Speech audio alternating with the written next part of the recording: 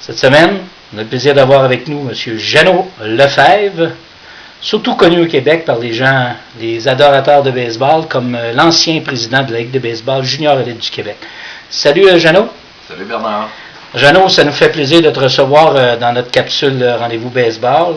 On va passer les prochaines minutes à un peu faire ton parcours dans ce merveilleux sport-là qu'on a au Québec, qui est le baseball. Donc justement, sans entrer en la matière, si tu nous dirais ton parcours baseball, comment ça a débuté pour Jeannot Lefebvre?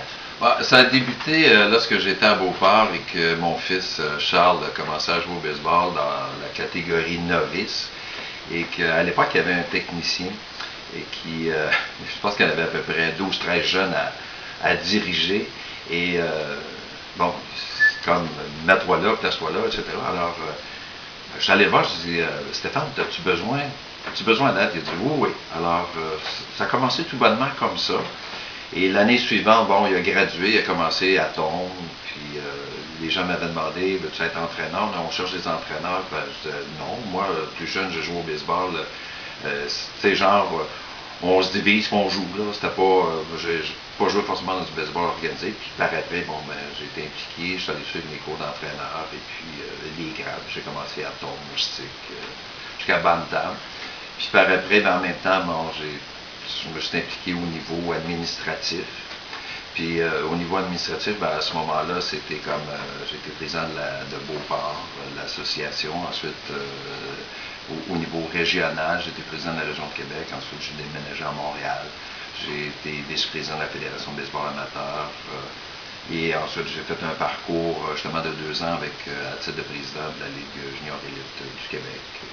Et puis maintenant, j'ai pris temporairement ma retraite, quoiqu'à l'occasion, je suis appelé par la Fédération pour siéger sur des comités d'appel, etc. Si on fait un parallèle avec ton métier principal au niveau d'une compagnie, une assez grosse compagnie internationale en publicité, CBS, tu occupes un poste de direction là, et ton implication qu'on voit bien, au-delà du fait que tu t'es impliqué au début comme entraîneur, tu t'es dirigé assez rapidement dans ce qu'on pourrait dire le côté administratif du baseball. Est-ce qu'il y avait cause à effet par rapport à ton métier ou c'est venu tout naturellement?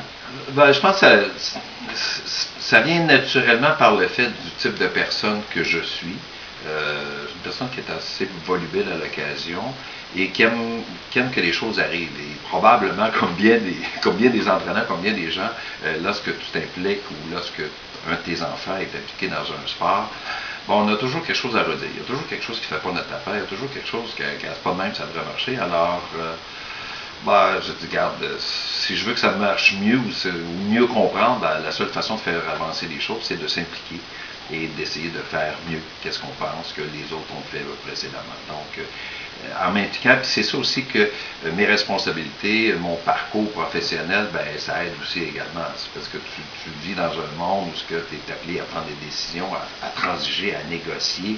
Alors lorsque tu t'impliques dans à titre d'un administrateur au baseball ou dans n'importe quel autre sport, sûrement ton côté professionnel vient jouer un rôle important dans les façons de faire. Et moi, j'ai toujours pensé que de toute façon, sans être, je pense que je ne suis pas un super connaisseur au niveau du baseball, mais je l'ai fait par amour, par passion. Et je me suis toujours dit, ce que je faisais, c'était pour faire en sorte, je vais prendre l'expression, de faire avancer le coureur sur le but suivant. Ou encore, comme je disais à l'époque, c'est de faire en sorte que la balle l'amène un petit peu plus loin que le président précédent ou les administrateurs précédents. Tu nous fais mention que l'implication, oui, ça peut avoir un lien par rapport à ton travail, etc. Aussi, des critiques, les gens, au lieu de critiquer, on va aller voir, on va s'impliquer. Puis justement, on va ouvrir la discussion sur le dernier poste, et surtout le poste qui, comme je l'ai dit en entrée en la matière, te fait connaître par les nombreux amateurs de baseball au Québec, surtout au niveau junior élite. Ton poste à la présidence de la Ligue de baseball élite du Québec. Aujourd'hui, avec le recul, est-ce que tu considères d'une certaine manière que tu as été comme forcé de prendre la fonction de président de cette ligue-là? Non, le président précédent, Denis Baillarger, Denis m'avait demandé, à un certain moment, on s'était rencontrés au Temple de la renommée de Baseball Québec, RDS, Et Denis m'avait dit, gars, Jeannot, j'aimerais ça te parler. Puis bon, on s'était rencontrés. Puis il m'avait parlé de son intérêt. Denis siégeait à l'époque en tant que président au sein du conseil d'administration de Baseball Québec, la commission des présidents, dis-je, non pas du conseil d'administration, mais la commission des présidents. Et probablement, Denis m'a probablement plus perçu à ce moment-là. Et il m'a parlé, puis pour moi, ça représentait un défi en disant, ben, OK, oui, parce que je venais juste j'avais pas renouvelé mon mandat à la Fédération de baseball amateur du Québec. Et j'étais comme un peu à genre libre, si je peux m'exprimer ainsi. Et lorsque Denis m'a fait la proposition, j'ai dit, écoute, j'avais posé la question, qu'est-ce que ça implique, etc. Puis je connaissais pas vraiment non plus les acteurs, les principaux acteurs, j'entends les gouverneurs qui sont encore bon nombre, sont encore en place. Alors, je connaissais pas les types de caractères, etc. Mais le défi était quand même intéressant. Et de toute façon, c'est encore du baseball. Alors pour moi, c'était le même principe. Le jeu n'avait pas changé en soi. Bon, la réglementation, l'application de la réglementation, la façon de faire. Et aussi, je dirais que pour moi, c'était quand même un honneur d'être président parce que j'ai beaucoup d'estime pour la Ligue, j'ai beaucoup d'estime pour les joueurs, pour ce qu'ils ont fait, puis pour ceux qui vivent une belle carrière et ceux qui vont vivre une après belle carrière de baseball. Je pense que c'était quelque chose de bien. Donc, non, je n'ai pas été forcé, c'était un défi qui m'a été proposé et que j'ai tenté de relever au meilleur de ma connaissance. Tu vois, Jeannot, tu nous fais mention que c'était un honneur que d'occuper la fonction. On regarde ça d'un petit côté encore plus personnel. Est-ce que ça fait comme un petit velours d'avoir sur notre CV le poste de président de la LBEQ? Bon, ben, je dirais oui, à quelque part, parce que il en demeure pour moi qu'on sait qu'il y a des grands noms qui ont sorti de notre circuit, puis il y en a d'autres à sortir, puis d'avoir eu, je dirais, le privilège d'avoir été à la tête. Et je dois dire aussi que juste dans la passation des pouvoirs, lorsque moi j'ai pris le dossier, il y a eu beaucoup de changements en même temps. Donc moi j'arrivais avec peut-être une façon, ma façon à moi, mon bagage à moi, mais en même temps aussi, on doit penser que la Ligue, pendant un bon nombre d'années, avait connu une certaine stabilité avec M. Demers et Denis Baillarger. Alors, lorsque moi je suis arrivé, bon, relativement nouveau, et mon directeur des opérations, Serge Rivet, était relativement nouveau aussi. Alors, on a dû se tailler une place à l'intérieur, faire sa place à l'intérieur, et ça n'a peut-être pas toujours bien été compris ou bien apprécié, ou en tout cas, ça n'a pas toujours été facile non plus. Mais en quelque part, c'était quand même, j'ai eu la chance, et encore aujourd'hui, je participe à des matchs et des parties que je trouve extraordinaires. Ça m'a permis de connaître encore davantage et d'apprécier vraiment davantage justement le travail que il faut quand même redonner un peu de lustre et donner de crédit à Baseball Québec, parce que Baseball Québec, s'il y a des joueurs qui performent beaucoup au niveau de la Ligue junior élite, et je parle aussi de ceux qui ont passé par l'ABC, mais ceux qui ont commencé à l'âge novice, atome, etc., puis je pense qu'on se doit de souligner puis de remercier tous les gens qui ont gravité autour et qui ont fait en sorte que qui ont donné une chance à ces jeunes-là de pouvoir se développer, et tant mieux s'il y en a qui sont capables de performer et d'atteindre des sommets au-dessus de la moyenne. Ça, je trouve ça extraordinaire pour ça. Alors, je me sens un peu, comme je disais tantôt, un peu privilégié, et oui, en quelque part, dans un CV, ça fait bien de dire, bah, j'ai été président de la Ligue junior élite du Québec. On va quitter quelques instants la Ligue. Je vais t'amener dans le plus grand spectre québécois pour le baseball. Est-ce qu'on peut dire, selon Jeannot Lefebvre, qu'aujourd'hui, au Québec, l'effort pour développer le sport et la promotion de ce sport-là est concerté? Écoute, mon passage à la fédération à titre de vice-président et les approches qui ont été faites, les différentes techniques qui ont été mises sur pied, si on parle le Rally Camp pour développer les jeunes, le sport-études qui de son côté a pris son envol, etc., le Midget 3 que Baseball Québec a développé, et la coalition qui se fait de plus en plus avec le circuit majeur, que ce soit la Ligue Can-Am, entre autres, surtout grâce au capital de Québec.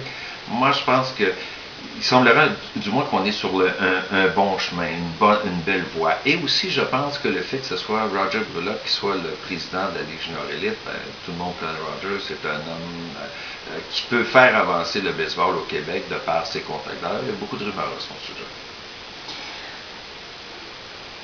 Tu as carte blanche aujourd'hui. Tu fais quoi avec cette carte blanche-là? Et je le dis dans le vrai sens, carte blanche.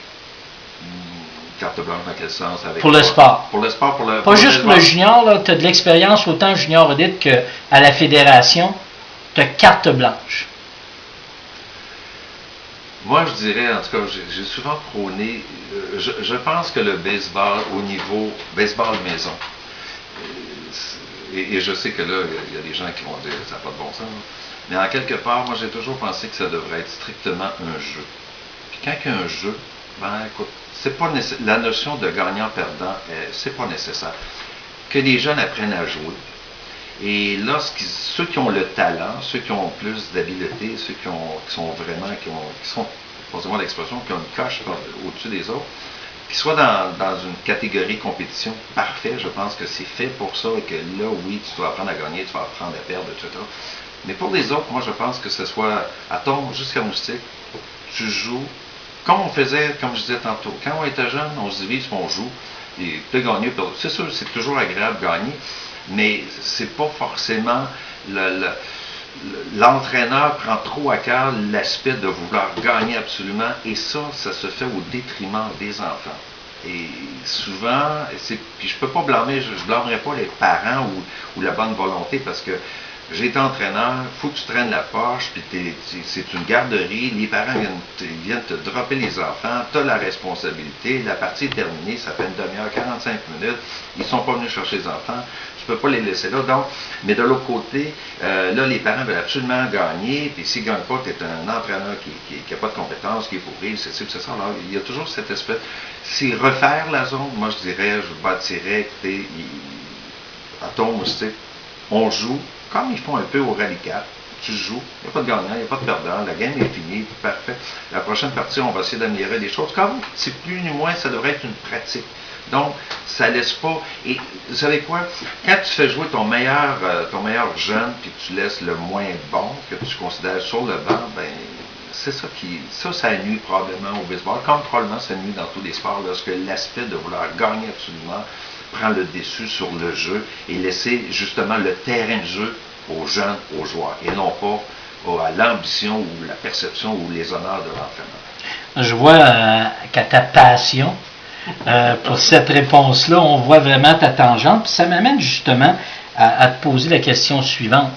Est-ce qu'on devrait départager l'élite du populaire, si on peut dire, en termes de baseball, de catégorie, ou de joueurs, ou d'avenue pour les gens qui pratiquent ce sport-là? Oui, définitivement. De toute façon, on le fait, ça se fait automatique. Donc, oui, tu sais, l'élite, quelqu'un va dire, si tu veux t'améliorer, il faut que tu joues avec meilleur que toi.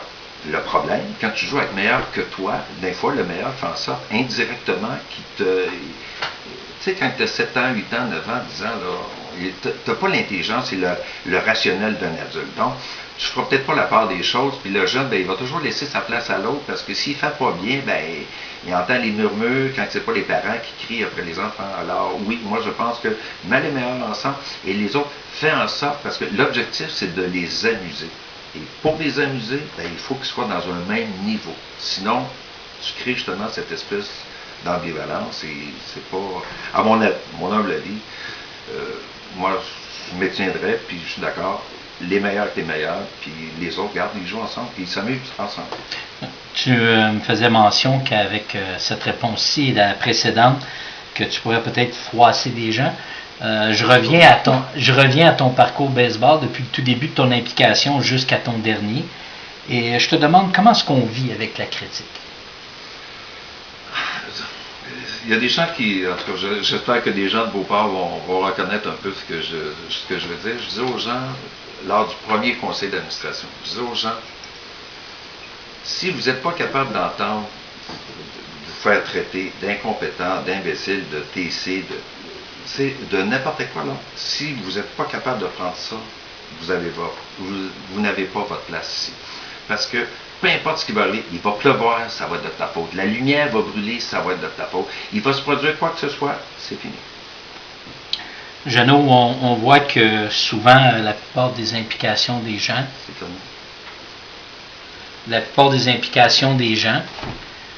petit problème technique, on vient de le corriger. Ça arrive quand on fait des reportages live. On voit qu'on a affaire à la base à des gens qui s'impliquent bénévolement. Ça débute souvent avec des bénévoles. En cours de route, plus qu'on monte, plus qu'on peut retrouver des gens qui se spécialisent dans l'entraînement, le coaching et autres, et qui même ils peuvent être rémunérés. Je te pose la question suivante. Les bénévoles, le temps, la disponibilité, l'implication est souvent non rémunérée, même les frais d'essence et frais de déplacement. Considères-tu qu'à un moment donné, au Québec, dans le sport en général, mais on va parler du baseball, c'est le sport qui nous intéresse, on devrait trouver une certaine formule de rémunération pour le bénévolat? Une rémunération monétaire, c'est plus du bénévolat. Forme. Non, selon moi, la récompense du bénévolat, la récompense du bénévole, c'est juste une simple appréciation.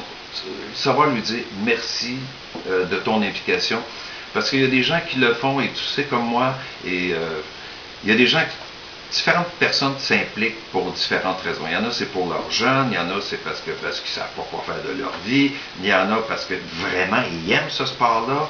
Il y a différentes raisons lesquelles les gens s'impliquent, mais c'est souvent, moi je pense qu'en bout de ligne, c'est par pur altruisme, c'est par pur faire plaisir et trouver son plaisir aussi à l'intérieur de ça. Je pense que si tu ne retrouves pas ton plaisir, il y a un problème. Et ce qui te permet à l'occasion justement de passer par-dessus certaines critiques très acerbes à ton égard ou des commentaires vraiment, là, une démagogie, regarde, ma cour est pleine, j'en ai eu un ben autre, là, regarde. Mais en quelque part, c'est comme, j'en ai rien à foutre là, moi, parce que les gens pensent à ce niveau-là. Moi, je l'ai fait pour moi, puis je l'ai fait du mieux que j'ai pu faire. Ben justement, si on continue dans la même lignée, puis je tiens à te remercier pour ta franchise, est-ce qu'on a des regrets et même des fiertés de tout ce parcours-là, de tout ce bénévolat, de toute cette implication-là? Regarde, moi, je regarde des moments, regarde, je te dirais, refaire, est-ce qu'il y a des choses que je ferais différemment? Possiblement. Certaines décisions prises, est-ce que je prendrais exactement la même décision? Possiblement. C'est toujours un contexte, mais en bout de ligne, regarde, moi je suis content de ce que j'ai fait. Je pense que j'en ai retiré, j'ai connu des moments extraordinaires au sein du baseball, à différentes occasions, à différents dossiers, puis Dieu sait qu'il y en a qui ont été drôlement compliqués, mais en bout de ligne, je pense que c'est les résultats. Et encore une autre fois, moi je l'ai fait parce que c'est mon fils Charles qui m'a emmené là indirectement, et j'ai eu l'occasion de le coacher peut-être 2 fois ou 3 fois, et le restant, il a fait son cheminement. Moi, j'ai fait le mien, et à l'intérieur de ça, mon cheminement global fait en sorte que j'en ai retiré de grands bénéfices. J'ai vraiment apprécié. Et surtout aussi, d'avoir la chance de travailler, de côtoyer des gens qui ont la même passion que toi, ou du moins, qui ont le goût comme toi, et de découvrir une nouvelle personne. 2 petites dernières questions pour terminer. Aujourd'hui, la vie se compose de quoi, loin de l'implication dans le baseball? Disons, pour l'instant, c'est un arrêt temporaire. Souvent, Dominique et moi, on se dit, si on avait de l'argent, on achèterait telle équipe, on ferait telle chose. Il y a une magie autour du baseball. Le baseball, c'est un sport extraordinaire. C'est intéressant de voir ça. Il y a de la stratégie. Et je l'ai vraiment découvert au fil du temps. C'est pas. Il y en a qui découvrent ça. Ceux qui ont été des bons joueurs, etc., ils apprennent ça jeune. Mais moi, je ne fais pas partie de cette catégorie. C'est vraiment en m'impliquant que j'ai découvert des choses extraordinaires au niveau du baseball. Et probablement un jour, je vais retourner au baseball. Mais tu vois, Jeannot, j'avais dit 2 questions, mais dans ta réponse de la vie d'aujourd'hui, tu as répondu à ma dernière qui... Est-ce que tu vas retourner au baseball? Un retour probable, peut-être un jour. Écoute, il me reste plus juste à te remercier, surtout de cette belle franchise-là. On a vu qu'il y a toujours de la passion dans Jeannot Lefebvre, malgré tout ce qu'il a pu vivre de positif.